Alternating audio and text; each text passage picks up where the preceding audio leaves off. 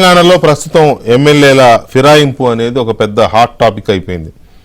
బీఆర్ఎస్లో గెలిచిన 39 ఎమ్మెల్యేల్లో ఇప్పటికే కొంతమంది వెళ్ళిపోయారు, ఇంకా కొంతమంది రెడీగా ఉన్నారు కాంగ్రెస్ పార్టీలోకి వెళ్ళిపోవడానికి. కొంతమంది ఏమో బీజేపీతో మాట్లాడుకుంటున్నారనే వార్తలు వస్తున్నాయి. అసలు ఈ ఫిరాయింపులు ఎందుకని కంట్రోల్ చేయలేకపోతున్నారు దేశవ్యాప్తంగా? ఇది ఏదో తెలంగాణకి, ఆంధ్రప్రదేశ్కి, లేకపోతే పక్కనున్న కర్ణాటకకి, ఇట్లా ఏ ఒక ప్రాంతానికో 2 రాష్ట్రాలకో పరిమితమైంది కాదు. ఇది మొత్తం దేశవ్యాప్తంగా ఇదే పరిస్థితి నెలకొన్న నేపథ్యంలో ఈ ఫిరాయింపు చట్టాన్ని ఎందుకు స్టబ్బన్గా, స్ట్రిక్ట్గా అమలు చేయలేకపోతున్నారు? ఎందుకు ఎమ్మెల్యేలకు, లేకపోతే ప్రజాప్రతినిధులకు, ఎమ్మెల్యేలైనా ఎమ్మెల్సీలైనా వీళ్ళకి ఎందుకు భయం లేకుండా పోయింది? బీజేపీ మాత్రమే రాజీనామా చేసి మా పార్టీలోకి రావాలని చెప్పి ఒక నిర్ణయం తీసుకున్నారు, అలాగే జరుగుతోంది. కానీ మిగతా పార్టీలు ఎందుకు ఇంత నిస్సిగ్గుగా చేర్చుకుంటున్న ఇతర పార్టీల ఎమ్మెల్యేలని అనేది ఒక పెద్ద ప్రశ్న. ఇది ప్రజాస్వామ్యానికే ఒక మాయని మచ్చ. ఎందుకంటే దీనికి ఒక హిస్టరీ. 1967 డిసెంబర్ 8వ తేదీన ఫస్ట్ ఈ యాంటీ డిఫెక్షన్ లా అనేదాన్ని పార్లమెంట్లో అప్పుడు ప్రవేశపెట్టారు. కానీ అది అప్పుడు ఆమోదం పొందల. దాని మీద అప్పుడు వైబీ చవాన్ గారు అప్పుడు హోంమంత్రిగా ఉన్న ఆయన నేతృత్వంలో కమిటీ వేయడం, ఆయన ఇంకో 2 ఏళ్ళకి ఆ కమిటీ రిపోర్ట్ ఇవ్వడం, ఆ రిపోర్టు సరిగా లేదని చెప్పి మళ్ళీ ఇంకో కమిటీ వేయడం, ఇట్లా 2వ పార్లమెంట్లో మొదలైన ఈ 4వ పార్లమెంట్లో మొదలైన ఈ తతంగం 54వ రాజ్యాంగ సవరణంత వరకు అలాగే సాగుతూ వచ్చింది. చివరికి 1985 మార్చి 1వ తేదీ నుంచి యాంటీ డిఫెక్షన్ లా అమల్లోకి వచ్చింది. మధ్యలో ఇంత లేట్ అవ్వడానికి కారణం ఏంటంటే మహిళా బిల్లు లాగానే ఇది కూడా. ఇది వస్తే వాళ్ళకి ఇబ్బంది అని చెప్పి పార్టీలే వాళ్ళే అడ్డుపడి కొట్టుకొని ఏదో ఒక పార్టీ నిబద్ధతతో ఇది పెడదాము అని అంటే మిగతా పార్టీలన్నీ అడ్డం తిరగడం. అధికారంలో ఉన్న వాళ్ళు పెడతా ఉంటారు, ప్రతిపక్షంలో ఉన్నవాళ్ళు, అధికారంలో ఉన్న ఇష్టం లేని వాళ్ళు. ఎందుకంటే చేసేది వాళ్ళ స్వార్థం కోసం కదా. అందుకని ఈ బిల్లు ఉంటే ఇది కష్టం అని చెప్పి ఒప్పుకోలే. దాదాపు 25 సంవత్సరాలు ఆ తర్వాత వచ్చిన ఏం లాభం? అన్ని లూప్ హోల్సే.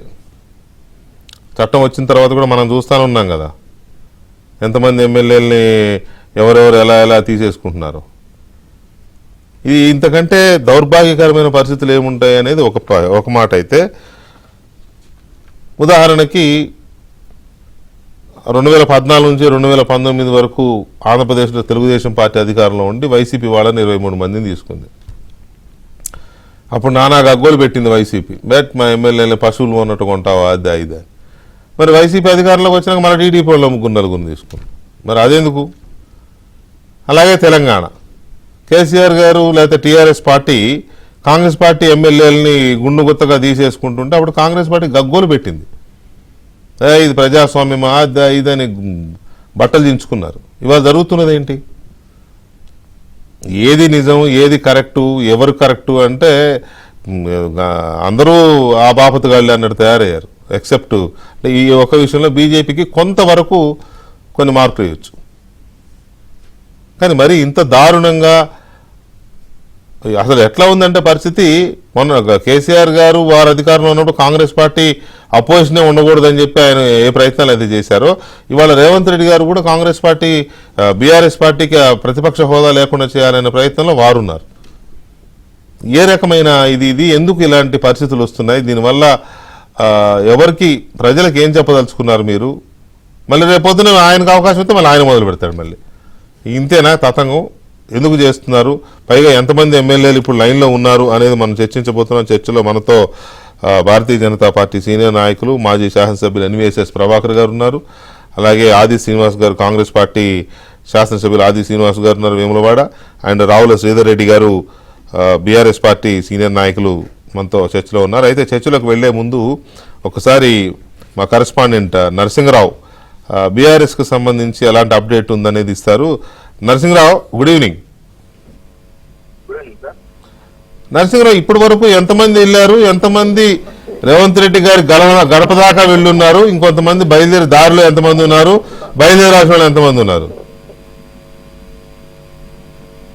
ఇప్పుడు ఇటు శాసనసభలో గాని ఇటు శాసన మండలిలో గాని టిఆర్ఎస్ పార్టీని ఖాళీ చేసి దాంట్లో కలిపేసుకోవడమే టార్గెటెడ్ గా కాంగ్రెస్ పార్టీ అడుగులు ముందుకేస్తుంది. అదైతే మనకు స్పష్టంగా కనిపిస్తుంది. గతంలో బీఆర్ఎస్ పార్టీ శాసనసభలో శాసన మండలిలో ఏ విధంగానైతే ఎల్పీల విలీనం అనేటువంటి ఒక దుష్ట సాంప్రదాయానికి తెరలేపిందో ఇది మనం అంటున్నది కాదు, చర్చ కూడా. ఎందుకంటే ఎమ్మెల్యేలు కలిసారనేటువంటి మాటను కాంగ్రెస్ చేసింది, కాంగ్రెస్ హయాంలోనే జరిగింది. వైఎస్ రాజశేఖర రెడ్డి మా 10 మందిని తీసుకున్నారని గగ్గోలు పెట్టినటువంటి కేసీఆర్ మళ్ళీ అధికారంలోకి వచ్చిన తర్వాత అంతకు మించి చేశారు. అంతకు మించి ఎంత అనంటే ఏకంగా శాసనసభ పక్షాన్ని విలీనం చేసుకోవడం అనేటువంటి ఒక సాంప్రదాయానికి తెరలేస్తారు. శాసన మండలిలో శాసనసభ పక్షాన్ని విలీనం చేసుకునే ఒక సాంప్రదాయానికి కేసీఆర్ తెరలేపారన్న స్పష్టంగా చెప్పొచ్చు. అటు తెలుగుదేశం పార్టీకి సంబంధించినటువంటి ఎమ్మెల్సీలను ఎమ్మెల్యేలను కలిపేసుకొని ఎల్పీల విలీనం అన్నారు. ఇటు కాంగ్రెస్ పార్టీకి సంబంధించినటువంటి ఎమ్మెల్సీలు ఎమ్మెల్యేలను కలిపేసుకొని ఎల్పీల విలీనం అన్నారు. సో ఇప్పుడు ఈ నేపథ్యంలోనే ఇప్పుడు వాళ్ళు ఏమీ మాట్లాడలేనటువంటి ఒక నిస్సహాయ స్థితిలో ఉన్నారనేటువంటిది కూడా మనకు స్పష్టంగా అర్థమవుతుంది. అయితే గతంలో ఏ విధంగానైతే కేసీఆర్ బీఆర్ఎస్ పార్టీ చేసిందో ఇప్పుడు అదే దోవలో కాంగ్రెస్ పార్టీ కూడా నడుస్తుంది. ఎందుకంటే కాంగ్రెస్ పార్టీ కూడా నిజానికి బీఆర్ఎస్ పార్టీ ఫస్ట్ టైం వచ్చినప్పుడు చాలా వరకు పెద్ద వ్యతిరేకత అనేటువంటి రాలేదు. కానీ సెకండ్ టైం 2018లో అధికారంలోకి పోయి 88 మంది ఎమ్మెల్యేలతో బంపర్ మెజార్టీతో అధికారంలోకి వచ్చిన తర్వాత కూడా ఎల్పీల విలీనం చేసుకున్న తర్వాత తీవ్రమైనటువంటి వ్యతిరేకమైనటువంటి ఇప్పుడు మనకున్న క్లియర్ ఇన్ఫర్మేషన్ ప్రకారం వెళ్ళిన వాళ్ళు 5-6 వెళ్ళినారు కదా, ఇంకెంతమంది వెళ్ళిపోయే అవకాశం ఉంది బీఆర్ఎస్ నుంచి? ఇప్పుడు శాసన మండలిలో బీఆర్ఎస్ ఎల్పీ విలీనం సిఎల్పీలో జరగాలి అనంటే 16 మంది ఎమ్మెల్సీలు వెళ్లాల్సింది బీఆర్ఎస్ పార్టీ నుంచి కాంగ్రెస్ పార్టీలోకి. సో ఇప్పటి వరకు 8 మంది వెళ్ళిపోయారు. ఇంకొకరు చల్లా వెంకటరామరెడ్డి నిన్న కలిశారు సీఎం రేవంత్ రెడ్డి, ఆయనతో కలిస్తే 9 మంది అవుతున్నారు. సో ఇంకా చాలా మంది కూడా ఇప్పుడు కౌన్సిల్ చైర్మన్ అయితే చేరలే గాని ఇప్పుడు ఆల్రెడీ వాళ్ళ కొడుకు అమిత్ రెడ్డి చేరిపోయారు. బండా ప్రతాప్ చేరతారనేటువంటి ప్రచారం ఉంది.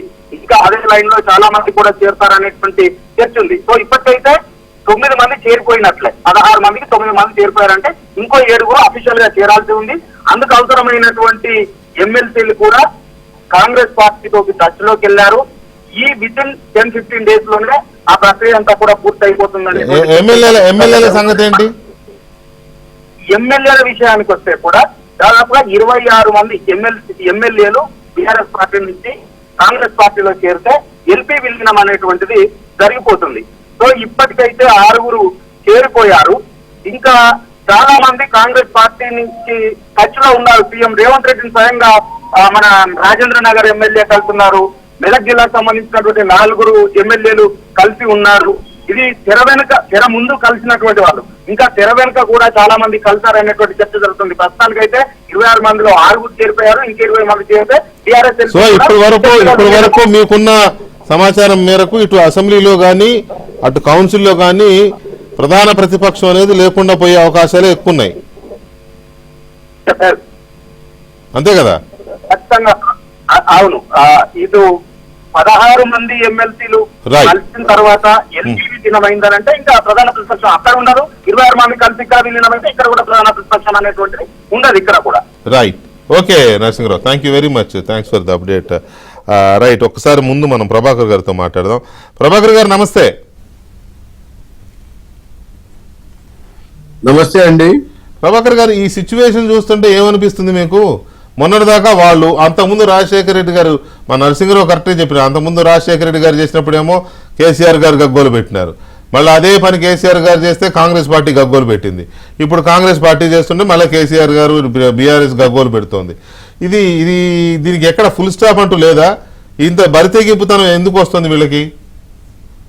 వెంకటకృష్ణ గారు, సార్, రాజశేఖర రెడ్డి గారు ఫిరాయింపులు ప్రోత్సహించడం ఏదైతే జరిగిందో అది మీకు తెలుసు, తెలంగాణ ప్రజానికం అందరికి కూడా తెలుసు. అవును, ఆ సమయంలో టిఆర్ఎస్ ఏర్పడటం, ఉద్యమం మీద ఉద్యమించటం, ఆ తర్వాత బలపడి గెలవటం, గెలిచినటువంటి ఒక టిఆర్ఎస్ లో ఉన్నటువంటి శాసనసభ్యుల్ని చీల్చడం ద్వారా, పార్టీలోకి లాక్కోవడం ద్వారా తెలంగాణ ఉద్యమాన్ని బలహీనపరచాలని చెప్పని కుట్రలో భాగంగా రాజశేఖర రెడ్డి గారు ఆ సమయంలో ఫిరాయింపులు ప్రోత్సహించి ఆ రకంగా ప్రలోభ పెట్టి కొంత కృతకృత్యులు అయ్యారు.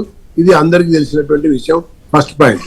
ఆ సెకండ్ పాయింట్, రాష్ట్రం ఏర్పడ్డ తర్వాత ముఖ్యమంత్రిగా కేసీఆర్ గారు ప్రమాణ స్వీకారం చేసిన తర్వాత బొటాబొటి మద్దతుతో ప్రభుత్వం ఏర్పడటం.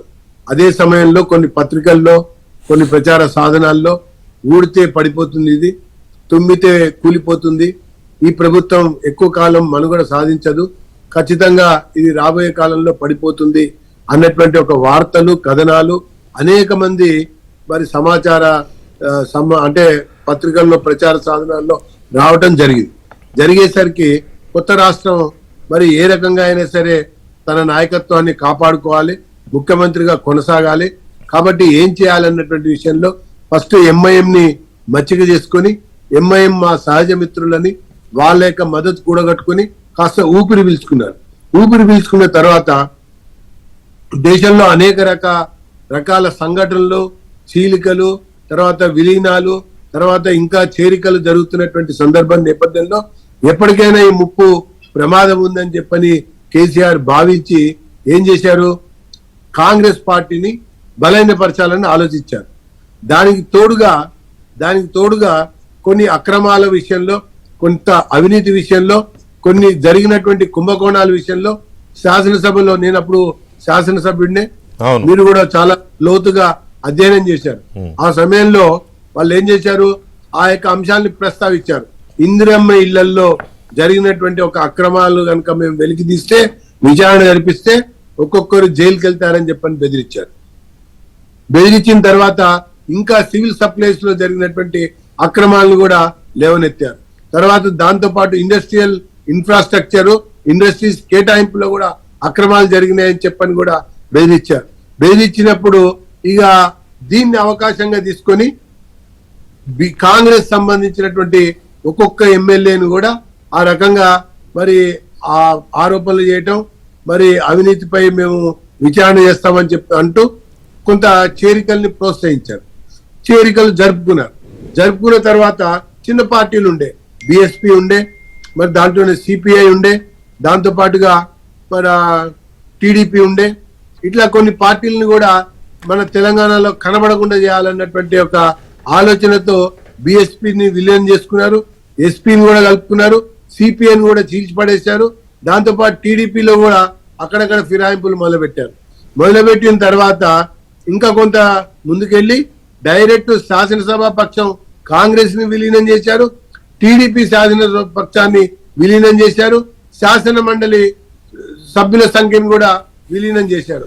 కాబట్టి అక్కడ ఇక్కడ మెజారిటీ కావాలని చెప్పని మొత్తానికి అదే సార్, ఇప్పుడు వాళ్ళు అప్పుడు చేశారు, అప్పుడు గగ్గోలు పెట్టి వీళ్ళు ఇప్పుడు చేస్తున్నారు.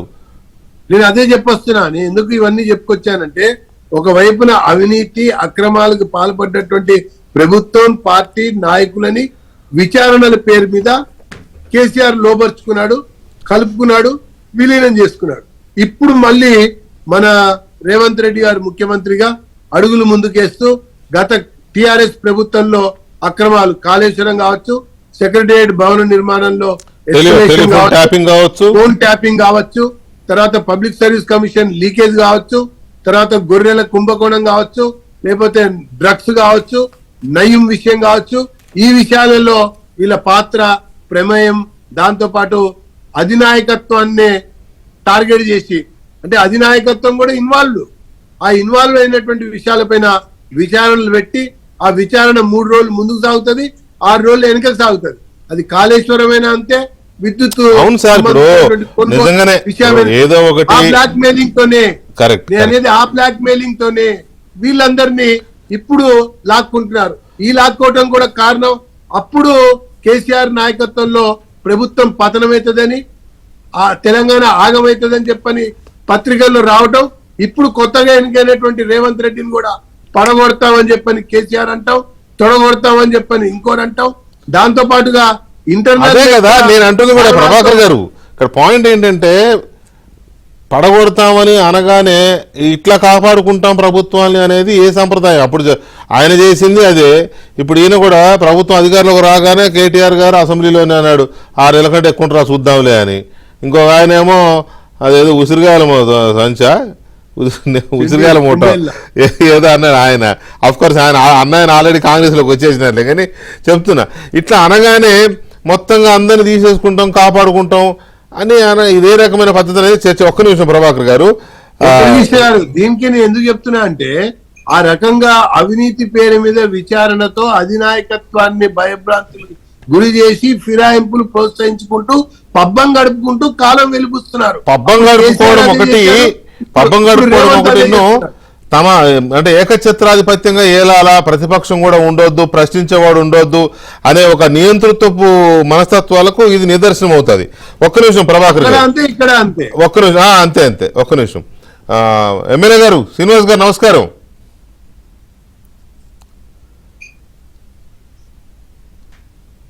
శ్రీనివాస్ గారు వినబడుతుందా? మ్యూట్ లో ఉందా? ఓకే. ఇది అవసరమా? మీరు అంటే అవసరమా అంటే నేను చెప్తే ఆగుతారని, నేను చెప్తే తీసుకుంటారని కాదు, కానీ గతంలో వారు అధికారంలో ఉన్నప్పుడు, కేసీఆర్ గారు అధికారంలో ఉన్నప్పుడు ఇట్లనే మీ ఎమ్మెల్యేలందరినీ గుండుగుత్తగా తీసుకెళ్ళిపోయాడు, నా బీభత్సం సృష్టించారు కదా. సృష్టించిన ఆయన చేశాడు, మీరు సైలెంట్ అయిపోయారు ఏం చేయలేక. ఇప్పుడు అదే పని మళ్ళీ మీరు చేస్తున్నారు కదా. ఏంటి డిఫరెన్స్ ఏంటి వాళ్ళకి మీకు? ఆ డిఫరెన్స్ చెప్పే కంటే ముందు ఇప్పుడు ప్రభాకరణ మాట్లాడిన దానిలో మేమేదో పొరపాటు చేస్తున్నాము, పార్టీ ఫిరాయింపులను చేస్తుండ్రు, ఏదైతే కాళేశ్వరం నుంచి మొదలుకుంటే టెలిఫోన్ ట్యాపింగ్ వరకు గొర్రెల సేవలకు అన్ని కలుపుకొని బ్లాక్ మెయిల్ రాజకీయం చేయడంలో పార్టీలు మారుతున్నారు చెప్పిన మాట ఏదైతే మాట్లాడిందో, ఒకవేళ అలాంటి బ్లాక్ మెయిల్ పాల్పడితే, అలాంటి బ్లాక్ మెయిలింగ్ గిట్ట గురైతే కాంగ్రెస్ పార్టీలోకి రావాల్సింది కేసీఆర్ గారు, కేటీఆర్ గారు, హరీష్ రావు గారు, కవిత గారు, సంతోష్ రావు గారు, ఆ 4-5 కదా అన్నింటిలో కనిపించింది. బహుశా బ్లాక్ మెయిలింగ్ మేము చేయలేము.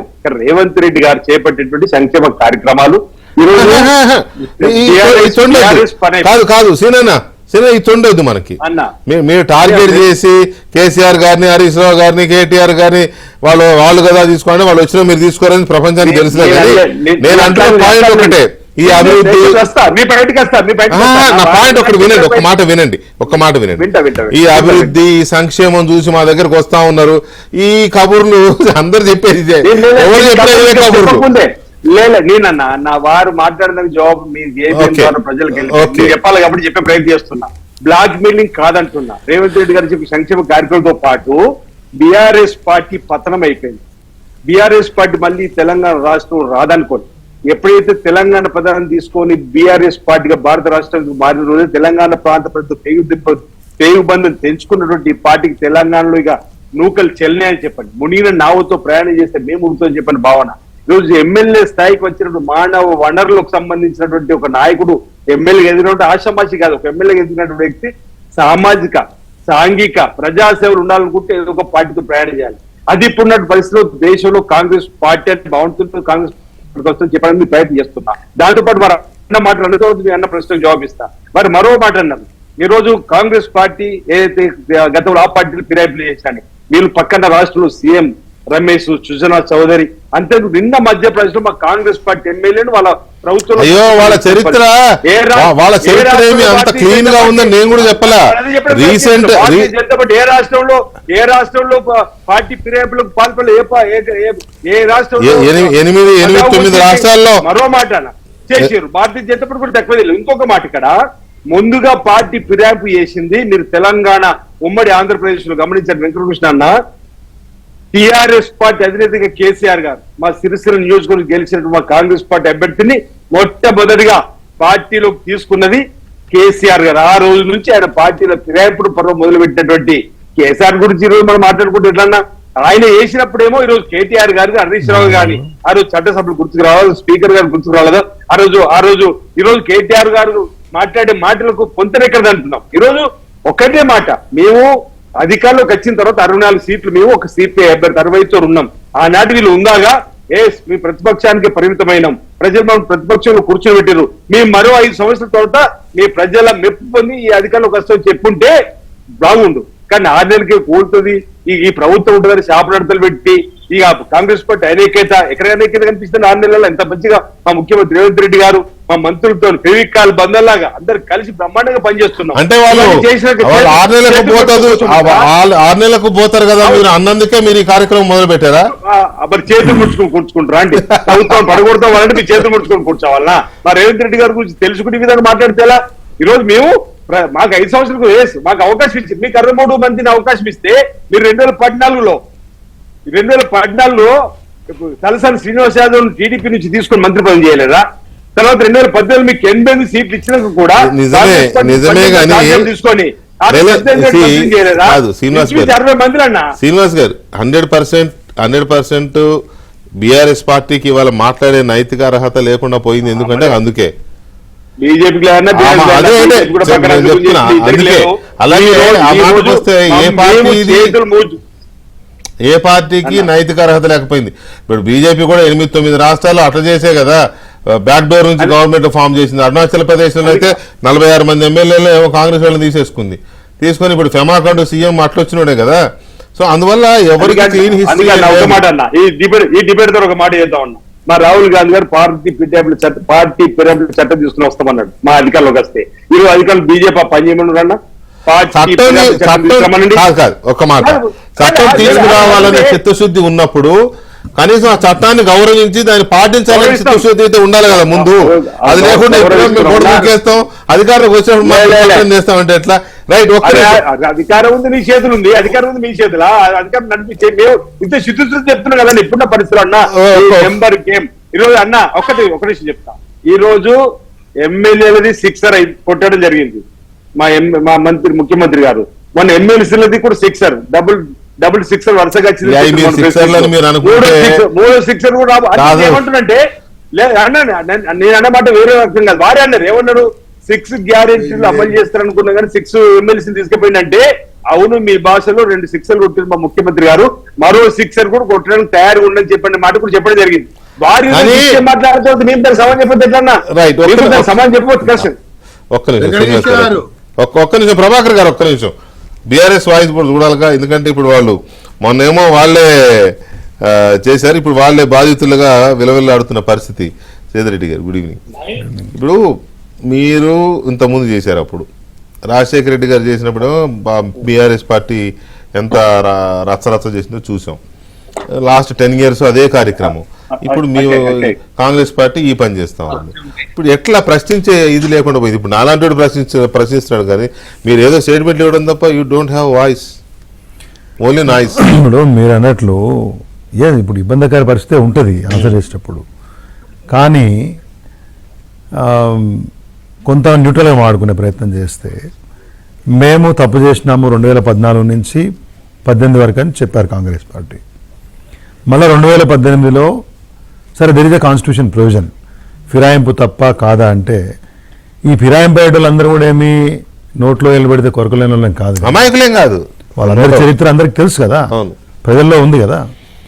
సో వాళ్ళందరిలో కాన్స్టిట్యూషనల్ ప్రొవిజన్ ఉంది, 2/3 వస్తే ఒక లెజిస్లేచర్ పార్టీ నుంచి ఇంకో పార్టీలోకి మర్జ్ కావచ్చు అనేది ప్రొవిజన్ ఉంది. ఆ ప్రొవిజన్ వాడారు, మర్జ్ చేసుకున్నారు.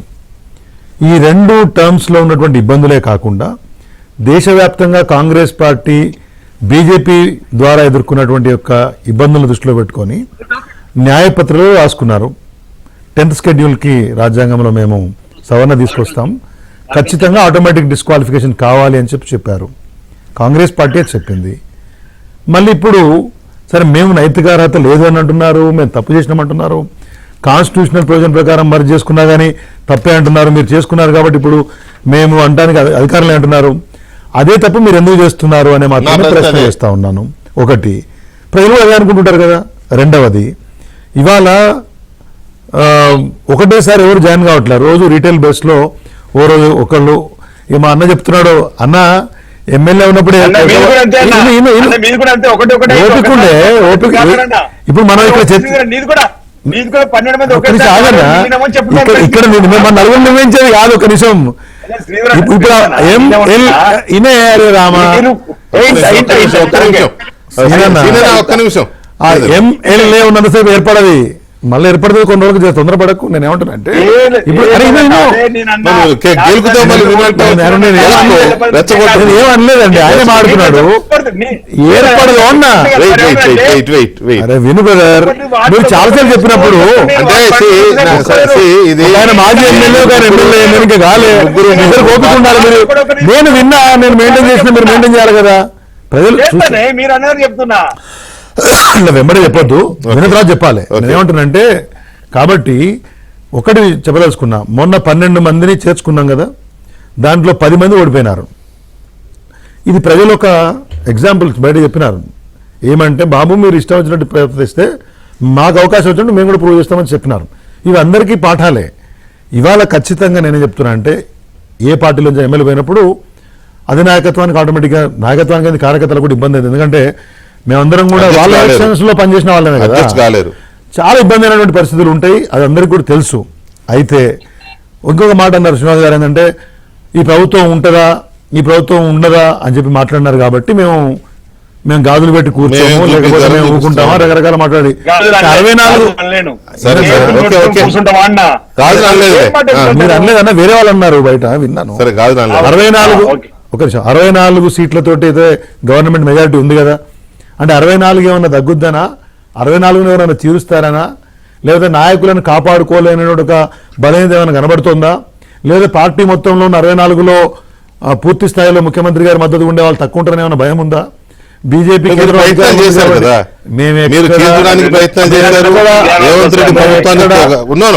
అంటే అన్న బట్టన్న నువ్వు సీఎం కావాల్సినవి ఆ రేవంత్కి ఇచ్చిరు అని రెచ్చగొట్టడం గానీ, ఒక్క నిమిషం 6 నెలల కంటే ఎక్కువ ప్రభుత్వం కాదు మాకు తెలుసులే అని మాట్లాడడం గానీ, ఆల్రెడీ కాంగ్రెస్ మనకి 22 మంది ఆల్రెడీ టచ్లోకి వచ్చినారని చెప్పి కేసీఆర్ గారు స్వయంగా ప్రెస్ మీట్ లో మాట్లాడిన మాటలు గాని, మరి ఇవన్నీ అంటే ఇవి అన్నారు కాబట్టి తీసుకోవడం కరెక్ట్ అని నేను అన్నాను. పొలిటికల్ గా ఈయన పొలిటికల్ సిస్టమ్, రాజకీయ పార్టీలలో రకరకాల స్టేట్మెంట్స్ ఇస్తారు. నేనేమంటున్నా అంటే మెజారిటీ తోటి మీకు గవర్నమెంట్ వచ్చింది, సింపుల్ మెజారిటీ తోటి. ఇప్పుడు ఈ మాటలు అన్నారు కాబట్టి సాగ్గా తీసుకొని మేము ఇచ్చినటువంటి న్యాయపత్రంలో ఇచ్చినటువంటి స్టేట్మెంట్ కానీ, మేనిఫెస్టోలో ఇచ్చినటువంటి అంశాలు కానీ అన్ని తీసుకుంటే అయిపోతుంది. ఒకటి తర్వాత అధికారంలో ఉన్నారు కాబట్టి భారతీయ జనతా పార్టీ పెట్టాల బిల్లు అని చెప్పేసి వారు అన్నారు కదా. నేను అంటున్నాను, ఇప్పుడు భారతీయ జనతా పార్టీకి వాళ్ళ ఎన్డీఏ గవర్నమెంట్ ఉంది కదా, పెట్టండి 100% బిల్ పెట్టాలి కూడా. మూడవది బీజేపీ మీరే చెప్తున్నారు ఎక్కడ కూడా ఎమ్మెల్యేలను రాజీనామా చేసి రమ్మని చెప్పారు అంటే గరికపాటి మోహన్ రావు గారు ఇప్పుడు చెప్పారు. కానీ లేదు వెంకయ్య నాయుడు గారు స్టేట్మెంట్ ఇచ్చినారు. శరద్ యాదవ్ గారిని డిస్క్వాలిఫై చేసే కంటే ముందు వెంకయ్య నాయుడు గారు certain example being the chairman of the Rajya Sabha అని డిస్క్వాలిఫై చేసిన అంత పెద్ద నాయకుడిని. ఆ తర్వాత ఎవరు చేసుకున్నారు, మన తెలుగు రాష్ట్రాలే బయట సంగతి వదిలేద్దాం. గరికపాటి మోహన్ రావు గారిని చేసుకున్నారు, సుజనా చౌదరి గారిని తెచ్చుకున్నారు, సీఎం రమేష్ గారిని తెచ్చుకున్నారు. వాళ్ళేమీ రాజీనామా చేయలేదే, ఫుల్ టర్మ్ గా రాజ్యసభ మెంబర్లుగా కొనసాగినారు. ఈటల రాజేందర్ గారు ఎగ్జాంపుల్ ఏంటంటే ఆయన బీఆర్ఎస్ నుంచి బయటికి పోయిన తర్వాత ఈ wanted to seek A fresh mandate, దాన్ని బీజేపీ రాజకీయంగా మలుచుకునే ప్రయత్నం చేసినారు. రాజగోపాల్ రెడ్డికి కూడా ఆయన బలాన్ని ఎక్కువ ఉంచుకొని ఆయన ద్వారా మళ్ళీ బీజేపీ బీజేపీ అడగకపోతే ఇక్కడేదో మేము పునీతులమని చెప్పుకోవడానికి అవకాశం లేదు అని చెప్తున్నాను. అది ఎట్లాగూ లేదులే, ఈ మధ్య కాలంలో కొంత మరి ఎందుకో అది వచ్చింది. పరిస్థితులలో ఈ ఎమ్మెల్యేలు రాష్ట్రాల్లో ప్రభుత్వాలు అట్లాగే తీసుకున్నారు. అవును, 9 రాష్ట్రాలు. మహారాష్ట్రలో తెల్లవారుజామున 4:30కి ఆయన పేరేంటి మన దేవేంద్ర ఫడ్నవీస్ గారు ప్రమాణ స్వీకారం చేయలేదు. చాలా ఉన్నాయి అట్లాంటివి. మనం అవన్నీ రాజస్థాన్ జరిగింది, మళ్ళీ 2 రోజులకు మళ్ళీ ఆయన చేశారు, మళ్ళీ ఏకనాథ్ షిండే తెచ్చారు కడుపు మంట ఆగక. సో ఇవన్నీ మనం చూసాము. ఎండ్ ఆఫ్ ద డే మీరు చెప్పిన మాటలు మీరు వక్రీకరించి ఎమ్మెల్యేలను తీసుకుంటున్నారనే భావన మాత్రం ప్రజల్లో ఉంది. లేదు పర్లేదు మేము చేస్తాము, 6ర్లు కొడతాము, 7లు కొడతాము, 8లు కొడతామంటే ఇప్పుడు కరెక్టే ఉంటుంది అంటున్నా నేను. మళ్ళీ రేపు వచ్చినాక మేము అదే చేస్తామని మీరు అనలే కదా, ఇప్పుడు అట్లనే ఉంటుంది. నా పాయింట్ ఏంటంటే అసలు ఎవరికైనా ఈ యాంటీ డిఫెక్షన్ లా, ఫిరాయింపు నిరోధక చట్టం అనేది ఒకటి ఉంది అనే ఈ పార్టీలకి ఎవరికైనా గుర్తుందా అనేది ఒక పాయింట్. రెండవది, ఇప్పుడు బీఆర్ఎస్ పార్టీ నుంచి వెళ్ళిపోతున్న ఎమ్మెల్యేలని కానీ ఎమ్మెల్సీలను కానీ ఎలా కాపాడుకోవాలో అర్థం కాని పరిస్థితుల్లో నాయకత్వం ఉన్నమాట వాస్తవం. ఎందుకంటే ఇందాక మా రిపోర్టర్ చెప్పినట్టుగా ఆ నంబర్ అక్కడ 16 మంది కౌన్సిల్లో, ఇటు 26 మంది అసెంబ్లీలో కనుక వెళ్ళిపోతే ప్రతిపక్ష హోదా కూడా ఉండదు. సో కాపాడుకోవడం కోసం కేసీఆర్ గారు వాళ్ళకి ఏదో నచ్చజెప్పే ప్రయత్నం చేస్తున్నారు, మన దగ్గరికి వస్తారని కొంతమంది అని చెప్తున్నారు, లేకపోతే బీజేపీతో కూడా మనం టచ్లో ఉన్నాము ఎక్కడికి పోదు అని చెప్పి ఆ పదాలు కూడా వాడినట్టుగా ఈ మధ్య వార్తల్లో కూడా వచ్చినాయి. సో ఎందుకు ఆయన బీజేపీ వైపు ఎందుకు చూస్తున్నారు, తద్వారా తన పార్టీని ప్రొటెక్ట్ చేసి ప్రభాకర్ గారు ఒక చర్చ అయితే ఉంది. మీకు గుర్తుంటే గడిచిన ఆదివారం ఆంధ్రజ్యోతి కొత్త పలుకులో మా ఎండి రాధాకృష్ణ గారు కూడా రాశారు ఇంటర్నల్ దీని సోర్సెస్ ప్రకారం. అదేంటి అంటే పోతున్న ఎమ్మెల్యేలని కాపాడుకోవడానికి లేకపోతే ఇదో చేసుకోవడానికి బీజేపీతో చర్చలు జరుపుతున్నాం మనం. మరి ఏం చర్చలు జరుపుతున్నాము, ఎవరు ఇదవ్వాల్సిన అవసరం లేదు, మన ఉనికి మనకే ఉంటుంది, బ్రహ్మాండంగా మనం ఇలా ఇదే పార్టీ బ్రహ్మాండంగా ఉంటుంది, ఇట్లాంటి మాటలు ఏదో చెప్పినట్టుగా చూసాం మనం వార్తల్లో. సో నిజంగానే అలాంటి జరుగుతోందా? బీఆర్ఎస్ బీజేపీ వైపు చూస్తోందా? సహాయం కోసమో ఇంకో దానికోసమో? పార్టీగా బీఆర్ఎస్ ని కలుపుకోవాలి లేదా ముందుకెళ్ళాలి అనేటువంటి ఆలోచన బీజేపీకి అధిష్టానానికి లేదు, రాష్ట్ర నాయకత్వానికి అంతకంటే కూడా లేదు.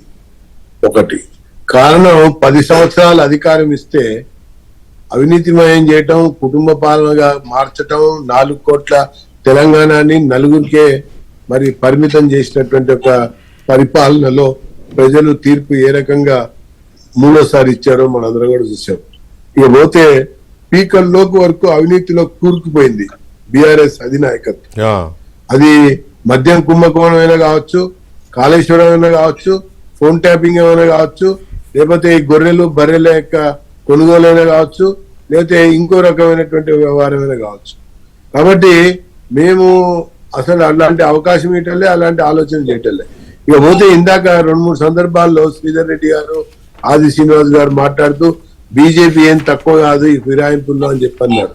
చాలా స్పష్టంగా ప్రతిసారి, ప్రతి సమయం, ప్రతి సందర్భంలో ఆ రాష్ట్రంలో ఉన్నటువంటి ప్రతిపక్ష పార్టీగా బీజేపీ లేదా అధికార పార్టీగా బీజేపీ ఉన్నప్పుడు అక్కడ ఉన్నటువంటి కాంగ్రెస్ లో ఉన్నటువంటి లుకలుకలు, కాంగ్రెస్ లో ఉన్నటువంటి తగులాటలు, కాంగ్రెస్ లో ఈ మధ్య కాలంలో దిశ తప్పటం, దశ మారటంతో చీలికలుగా బీజేపీలోకి వస్తే మేము రాజీనామాలు చేయించి మళ్ళీ ఉప ఎన్నికలకు వెళ్ళాం.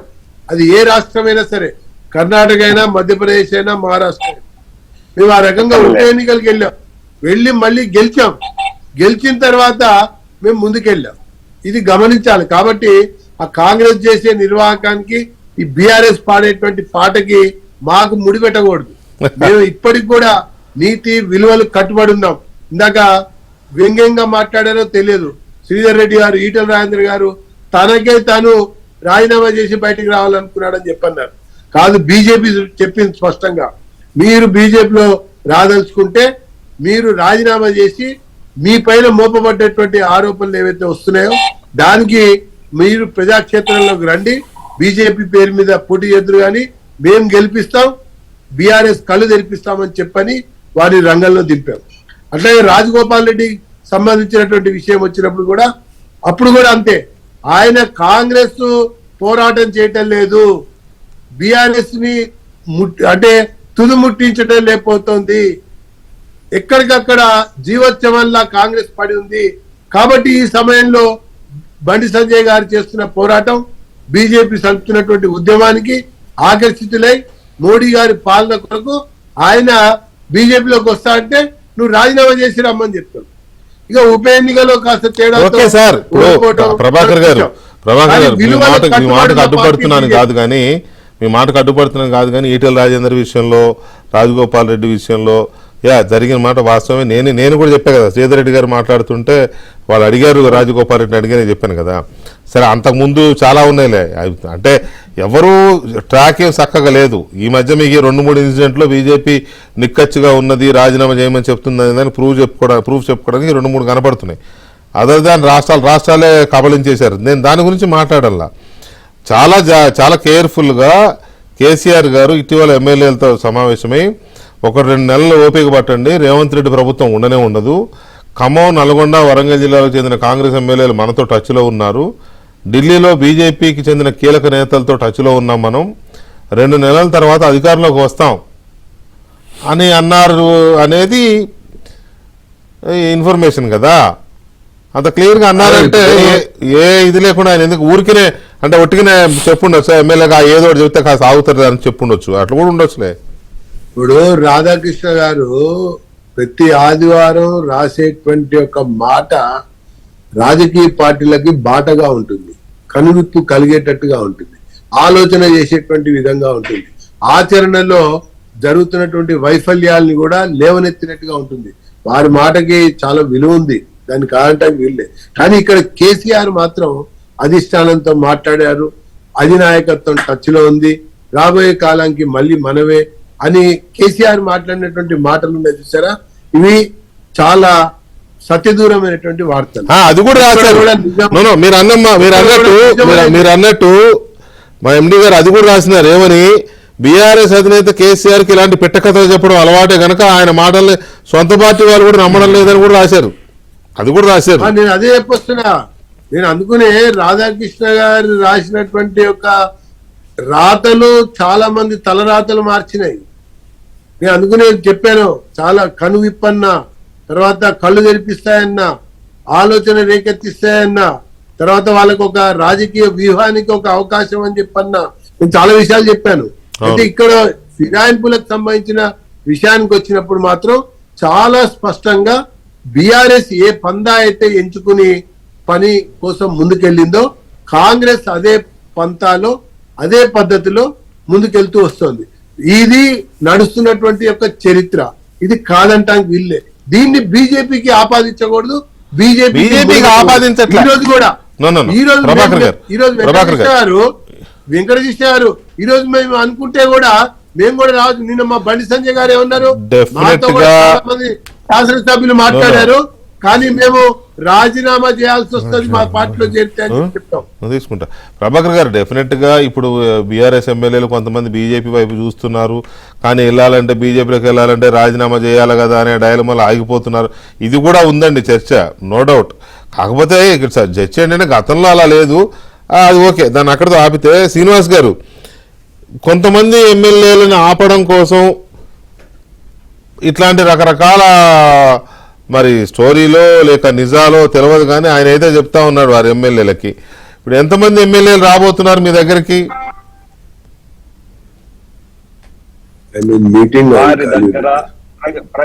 ప్రగతి భవన్, ఫామ్ హౌస్ ను గతంలో మెట్ల ఎక్కిన గేట్లు తాకిన సందర్భం ఇప్పుడేమో పిలిచి ఆపాలించి భోజనాలు పెడుతూ బంతి భోజనాలు కానీ మిగిలిపోతాయి, అవి ఫేర్వెల్ పార్టీలు కానీ మిగిలిపోతాయి అన్న అన్నది నిజమైతుంది. ఒకటి పోటీ ఇప్పటికే ఎంతమంది వచ్చినా మీరు చూసాను. నేను ఒకటి చెప్పాల్సింది, ఇక్కడ తెలంగాణలో బీఆర్ఎస్ పార్టీ మునిగిపోతున్న నావగా భావించి అందులో ఉన్నటువంటి గౌరవ శాసనసభ్యులు, శాసనమండలి సభ్యులు, ఇతర ఇంకా ప్రజాప్రతినిధులు అందరూ కూడా ప్రజాసేవలో ముందుకు పోవాలంటే ఈ తెలంగాణలో సరైన వేదిక Congress. Same dialogue Congress party నుంచి 12 మందిని తీసుకున్నప్పుడు కాదు, సేమ్ డైలాగ్ కాంగ్రెస్ పార్టీ నుంచి 12 మందిని ఓవర్ నైట్ తీసుకున్నప్పుడు కేసీఆర్ గారు కూడా ఇదే చెప్పినారు, తెలంగాణలో కాంగ్రెస్ పార్టీ మునిగిపోతున్న నావా అని. సేమ్ డైలాగ్ అది ఇప్పుడు ఇంతకుముందు వారు జీవోత్సవంలో కాంగ్రెస్ పార్టీ ఉన్న సమయంలో రేవంత్ ఒక నిర్ణయం తీసుకున్నా ఉన్నారు. ఈ రోజు ఎవరు జీవోత్సవంలో ఎవరు, నేను అదే అంటున్నా, కాంగ్రెస్ పార్టీ అధికారికి వచ్చిందో వారు గమనించాలి. నేను అదే అంటున్నా అంటే ఈ రోజు వారు కేసీఆర్ గారు, కేటీఆర్ గారు, హరీష్ గారు ఎవరైతే వాళ్ళు అనవసరమైనటువంటి రాద్ధాంతం తీసుకుని వచ్చి ప్రభుత్వం కూల్చడానికి కుట్రలు పడుతున్న క్రమంలో చూస్తూ ముడుచుకొని కూర్చోడానికి ఎవరు కూడా సిద్ధంగా లేరన్న. రాజకీయం వాళ్ళు చేస్తున్నప్పుడు ఈరోజు పార్టీ ఫిరాయింపులు మేము మొదలు పెట్టలేము. ఈరోజు ఇంతకుముందు ఒకరు అన్నట్టు 12 మందిని ఒకేసారి చేర్చుకోరు, 12 మంది ఎప్పుడు కూడా ఒకేసారి చేర్చుకోలేరు. వాళ్ళు కూడా 12 మంది అయిన తర్వాత 12 అంకె చేరుతుంది పార్టీ స్పీకర్ దగ్గర విలీనమని చెప్పనుకున్నారు, ఎమ్మెల్సీలు కూడా అదే విధంగా విలీనమని చెప్పుకున్నారు. అంటే నేను రాజ్యాంగం అనే పదం గురించి మాట్లాడే హక్కు ఈ రోజు బీఆర్ఎస్ పార్టీకి లేదంటున్నా, బీజేపీకి లేదంటున్నా. ఇప్పుడు ఏమైందంటే కాన్స్టిట్యూషన్ లో ఒక ప్రొవిజన్ ఉంది, ఆ ప్రొవిజన్ ప్రకారం అప్పుడు మేము వాళ్ళు తీసుకున్నారు అంటున్నారు. ఇప్పుడు మీరు అదే డైలాగ్ చెప్తున్నారు, మేము కూడా దాని ప్రకారం వెళ్తాము అన్న. మీరు వాళ్లకు మీకు అడిగే నైతిక హక్కు లేదని చెప్పంటున్నాం. ఈ రాష్ట్రంలో అదే ఐ మీన్ నేనే మీ ద్వారా వచ్చే మాట ఇతర పార్టీ నుంచి వస్తున్నటువంటిది కాబట్టి మేము ఆ మాట చెప్పడానికి ప్రయత్నిస్తున్నాం. Right. ఏమి రాష్ట్రంలో కాంగ్రెస్ పార్టీ 5 సంవత్సరాల పరిపాలన మాకు అందించే క్రమంలో అందరినీ అందుబాటులోకి తీసుకొని ప్రజలు కూడా మేము అదే ప్రజాపాలన ఇస్తామని చెప్పినాం. మా పార్టీ పట్ల ఆకర్షితులే మా రేవంత్ రెడ్డి ముఖ్యమంత్రి గారి నాయకత్వం విశ్వాసంతో కాంగ్రెస్ పార్టీ పైన Right. నమ్మకం ఒక్క నిమిషం. ఒక నిమిషం Please conclude. Please conclude. CBI CBI EDO అడ్డం పెట్టుకుంటలేము. వాళ్ళేగా కొనుగోలు జరిగే కార్యక్రమాలు లేవు. ఈ రోజు అక్కడ పరిస్థితి బాగాలేక ఇక్కడికి వస్తున్నటువంటి సందర్భాన్ని మీరు దయచేసి గమనించి అప్పటి పార్టీలో చేరికలకి ఇప్పుడు పార్టీలో చేరికలకు బాగా తేడా ఉంది, అది కూడా గమనించమని కోరుతున్నాను. రైట్. శ్రీధర్ రెడ్డి గారు, ఇక్కడ పరిస్థితి మీ ప్రతిపక్ష హోదాని లేకుండా చేయడం కోసము కావచ్చు, లేకపోతే ఎప్పటికైనా కేసీఆర్ అంటే చిన్న ఇది కాదు, ఎందుకైనా మంచిది ముందే జాగ్రత్త పడదామని కూడా మీ వాళ్ళని తీసుకొని తను స్ట్రెంథెన్ అవ్వడానికైనా రేవంత్ రెడ్డి గారి స్ట్రాటజీ అమలు చేస్తుండవచ్చు. కానీ ఇది బీఆర్ఎస్ పార్టీ ఉనికికి ప్రశ్నార్థకం అయ్యే ప్రమాదం ఏమన్నా ఉందా? ఆ చర్చ కూడా ఉంది. మరి ఇప్పుడు ఇప్పటికీ అనేక సార్లు మనం చర్చించినాము, శాసనసభ్యులు పోయినంత మాత్రాన పార్టీ ఉనికి ఎందుకు ప్రమాదం వస్తుందండి? నేను ఇప్పుడు చెప్పడానికి గతంలో మీ పార్టీ నాయకత్వం తెలుగుదేశం పార్టీని కాంగ్రెస్ పార్టీ అట్లే మాట్లాడినారు. ఇప్పుడు నేను తెలుగుదేశం పార్టీ ఇక్కడ నుంచి వెళ్ళిపోయింది అనుకోండి, ఎట్లా వెళ్ళిపోయింది? ఎవరన్నారు వెళ్ళిపోయింది? నేనేది పూర్తి స్థాయిలో ఇక్కడ మనం పోటీ చేయడానికి కూడా వాళ్ళు వెనుకబడ్డ సందర్భం చూసాం కాబట్టి ఎన్నికల్లో పోటీ చేసిన సందర్భం అయితే ఉంది కదా. నేనేది కాంగ్రెస్ పార్టీ 5 ఎమ్మెల్యేలతో కొట్లాడినారు కదా, కాబట్టి నేను వేరే ఎగ్జాంపుల్ కూడా తీసుకోదలుచుకోలేదు కదా. నేనేమంటున్నా, శాసనసభ్యులు పోయినంత మాత్రాన పార్టీ ఉనికి పోద్ది అనుకోవడం అనేది అమాయకత్వం. రైట్. ప్రధాన ప్రతిపక్ష హోదా పోతే పోతుండొచ్చు, కానీ ఒక్క శాసనసభ్యుడు ఉన్నా కానీ ప్రతిపక్షంగా కొట్లాడతారు, దాన్ని ఏముంటుంది, అది పెద్ద ఫరక్ పడదు. అంతే కదా. ఇప్పుడు ఒక ఏబిఎన్ వేదికగానో, మరొక ప్రెస్ మీట్ వేదికగానో, మరొక వేదికగానో పార్టీ లైన్ని, పార్టీ గొంతుకొని వినిపించేటువంటి అవకాశం ఎప్పుడు ఉంటుంది కదా, ప్రజలకు ఉంటుంది కదా, ప్రజల దగ్గర పోయే అవకాశం ఉంటుంది కదా. అసెంబ్లీలో మాట్లాడితేనే మాట్లాడినట్టు కాదు కదా, ఆ విషయాన్ని అర్థం చేసుకోవాలా. కాబట్టి పార్టీని రూపుమాపేస్తామని ఎవరైనా మాట్లాడితే అది ఎవరు మాట్లాడినా అమాయకత్వం అవుతుంది అనేది నా ఉద్దేశం. ఒకటి. రెండవది, ఇంతకుముందు ప్రభాకర్ గారు చెప్తా ఉన్నారు, ఎన్ఎస్ ప్రభాకర్ గారు అవినీతి కుటుంబ పాలన అని చెప్పినారు. సరే, కొన్ని కేసులు మీరు పెట్టారు. గతంలో 2G స్పెక్ట్రమ్ కేసులో ఏమైందో, 3G స్పెక్ట్రమ్ కేసులో ఏమైందో, దేశవ్యాప్తంగా ప్రతిపక్షాల మీద పెట్టినటువంటి కేసులు ఏమైనాయో, పోయిన 10 సంవత్సరాలుగా పార్టీలోకి చేర్చుకోగానే వేరే పార్టీ నాయకులకు ఎట్లయితే కేసులు అంటకుండా ఉన్నాయో ఇవన్నీ దేశం మొత్తం చూసింది. 400 అంటే 245 దగ్గర ఆగింది వ్యవహారం. తర్వాత కాబట్టి అవినీతి గురించి మాట్లాడారు కదా, కాళేశ్వరం గురించి మాట్లాడినారు, అన్ని రకాలుగా మాట్లాడినారు. దానికి సంబంధించి బీజేపీ కార్యాచరణ ఏందో నాకే తెలియలేదు ఇంతవరకు. ఏ ఒక్క విషయంలో కూడా ఇవాళ వరకు నిరూపణ అయింది లేదు, ఒక ఎఫ్ఐఆర్ అయింది లేదు. ఒకటి. రెండవది, కుటుంబ పాలనని మాట్లాడారు. నేను ఇంతకుముందే మీరు చెప్తా ఉంటే నేను లిస్టు 1 నిమిషం సమయం ఉందేమో, హెచ్డి కుమారస్వామిది కుటుంబ పార్టీగా, మరి నీ అవసరానికి ఎందుకు పొత్తు పెట్టుకున్నావు? చంద్రబాబు నాయుడు గారిది కుటుంబ పార్టీ కాదా? అన్ని ప్రాంతీయ పార్టీ. మరి ఆయన తోటి ఎందుకు పొట్టు పెట్టుకొని అధికారంలో ఉన్నావు?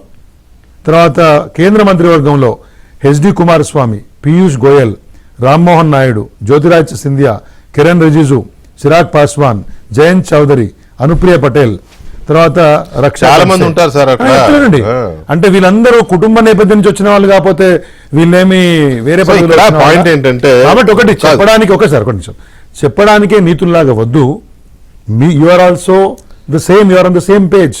కుటుంబ పాలన అనేది వ్యతిరేకిస్తే కుటుంబ నేపథ్యం నుంచి వచ్చిన పార్టీలతో మీరు పొత్తు పెట్టుకోకండి. ఆ విషయంలో ఎవరికి డౌట్ లేదు. అనడం కాదు, పాటిస్తే. నా పాయింట్ ఏంటంటే, కుటుంబ పాలన ఇదంతా ట్రాష్, అందరూ అదే దాంట్లోనే ఉన్నారులే. కానీ కాకపోతే అసలు ఈ చట్టం అనేది, ఒక ఫిరాయింపు నిరోధక చట్టం అనేది ఒకటి ఉంది అనే విషయాన్ని మర్చిపోయి చాలా స్పీకర్లకి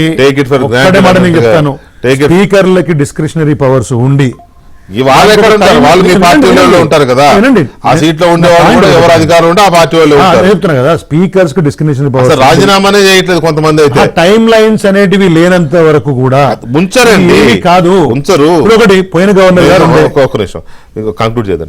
1967 లో టేబుల్ అయిన ఈ తీర్మానం 85 దాకా ఎందుకు ఆగిందంటే, ఇందుకే పార్టీలకు ఇష్టం లేదు. చెప్తున్నాను, 85 అయిన తర్వాత కూడా ఇట్లాంటి రంధ్రాలు పెట్టి అన్ని మాత్రం ఫుల్ స్టాప్ పడుతుంది. మీరు సెంట్రల్ గవర్నమెంట్ లో ఉన్నారు కదా, చిత్తశుద్ధి ఉంటే బీజేపీ ఎవరు బెటరండి, పెట్టండి. ఒకటి చిత్తశుద్ధి కాదు, ఎవరు బెటరు, మీరున్నా బెటరు, ఎవరు బెటరు, అన్లిమిటెడ్. ఐఎమ్ షూర్ ప్రజలే పెట్టాలి ఎప్పుడో ఒకసారి దీనికి చెప్పని చెప్తారు. రైట్, శ్రీధర్ రెడ్డి గారు, thank you very much. ఒక నిమిషం, ఇండిఫినిట్ టైం లైన్స్ ఉన్నంత వరకు మీకు ఇవేమి ప్రజలే బుద్ధి చెప్తారు ఏ పార్టీకైనా ఇట్లాంటి